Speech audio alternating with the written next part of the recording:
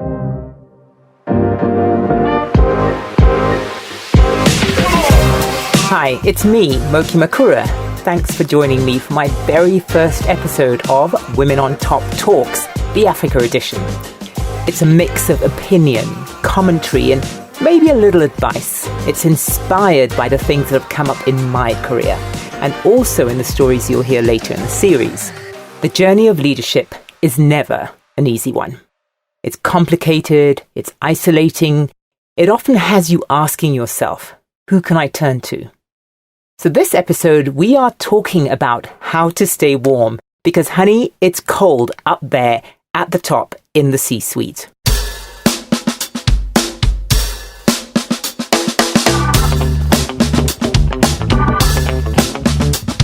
In February 2020, I resigned from my job. This was before the big resignation everyone's now talking about. The next month, the pandemic shut the world down. And I have to say, I was a little bit nervous about the decision I'd just made. I had taken up a role to start a brand new NGO. It was quite literally a dream job. It was a role that I'd been preparing for all my life.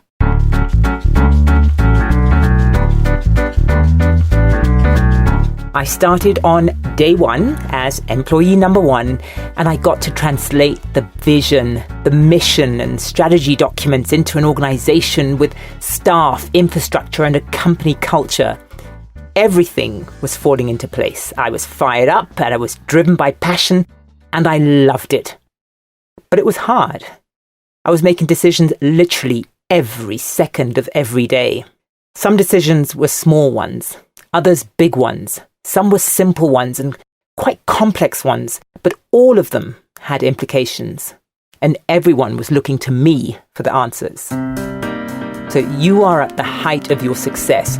You're calling the shots. Everybody needs your approval before they act. They even laugh at your jokes, whether they're funny or not. It feels good. But there's a downside. It was exhausting, physically and mentally, and it wasn't really sustainable. You never truly understand what people mean when they say, it's lonely at the top, until you get there.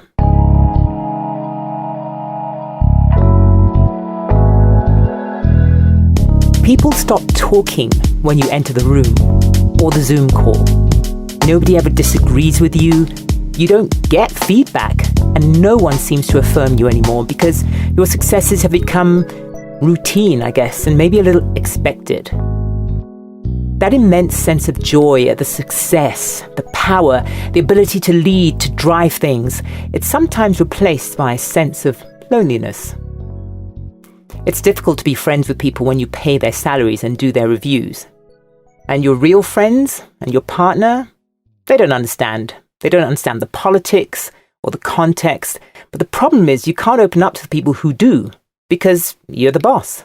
And it's important to keep everyone at arm's length because you need to maintain this image, I guess, of authority and always having it together. But do you? Yes, it can be lonely at the top for women. But why? As cliched as it might sound, a hormone is the reason. Apparently, some women have a higher level of a hormone called oxytocin. Oxytocin has been called the love hormone, and it's an integral part of relationships and social bonding. Remember that feeling of falling in love? Do you? Apparently, women have a greater need to feel affirmed by their peers in order for them to feel secure. But who's going to affirm the woman who's been promoted countless times or who's literally the woman at the top of her career? She should be used to it, right? To put it in simple terms, affirmation is like a blanket that we need to wear to keep warm, especially as women. But for some reason, that blanket gets ripped off once you reach a certain pinnacle in your career, because apparently you don't need it anymore. But that's not true. That's exactly when you need it the most. Navigating leadership in the entrepreneurial or corporate space is difficult at the best of times, but doing it on your own? That's just downright painful. So my take on why women get less affirmation at the top is because often we work in very competitive spaces with very little sisterhood. A few years back, I once congratulated a colleague on how well she handled a meeting with a very important person. I mean, she was calm, she was confident, and she really knew her stuff. She was impressive, and I told her. But her response was sad. She said that no one had ever said anything remotely like that to her before. So in that moment during our interaction, I saw a softer, more vulnerable side to her, a side I hadn't ever seen before. And I have to admit, she was not an easy person to compliment or even to approach, and I could see why many people wouldn't. I mean, she came to work every day wearing her work armor, just as many successful women do. And that armor shuts out a lot of opportunities for people to connect. I mean, I find that generally, women in leadership positions come to the office to do battle, not to make friends.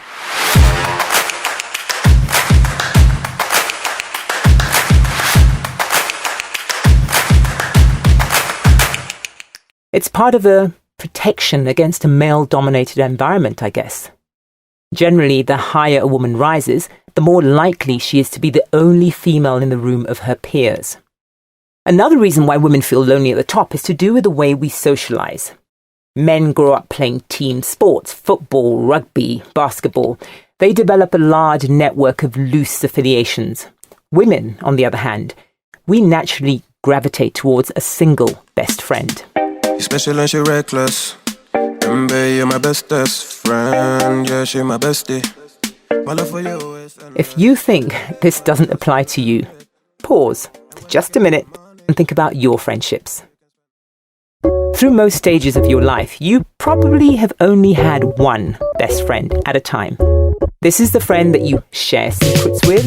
It's the one that you would call first if you needed to hide a body. And this principle applies to the workplace too. Women tend to have a single best friend rather than a large network they can tap into. But the workplace isn't really about making friends. It's about making allies, strategic friends. And an important ally to have at your workplace is a sponsor or a mentor. I mean, almost every story I've heard whilst recording this series has featured either a sponsor or a mentor, typically a male one, who was responsible for setting my guest up for success. Both are absolutely critical in the workspace, as they can fight for you in rooms where you can't even get into. They're there to help you navigate spaces where you may not understand the politics.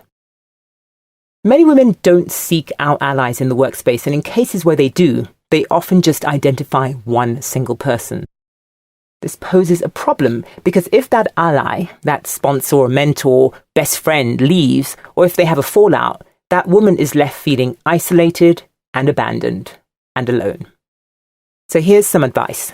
Make friends, make allies, make many of them, get as many as you need.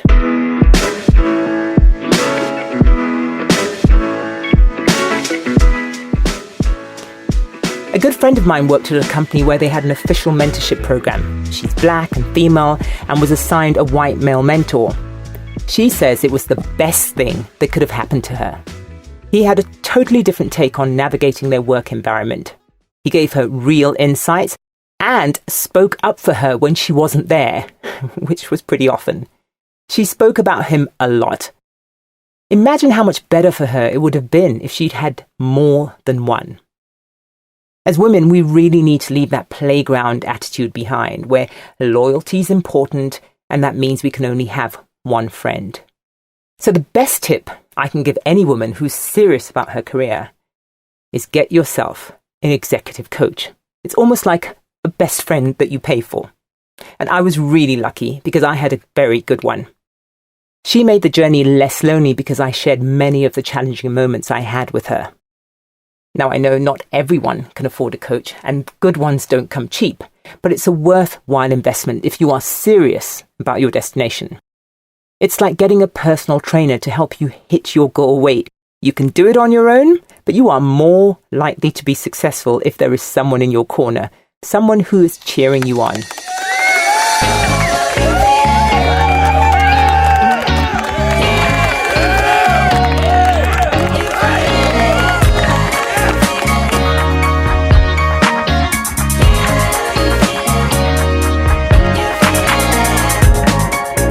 So, until all women can have amazing coaches, you've got this podcast, Women on Top Talks, to listen to. It's all about community. So, thank you for being part of mine.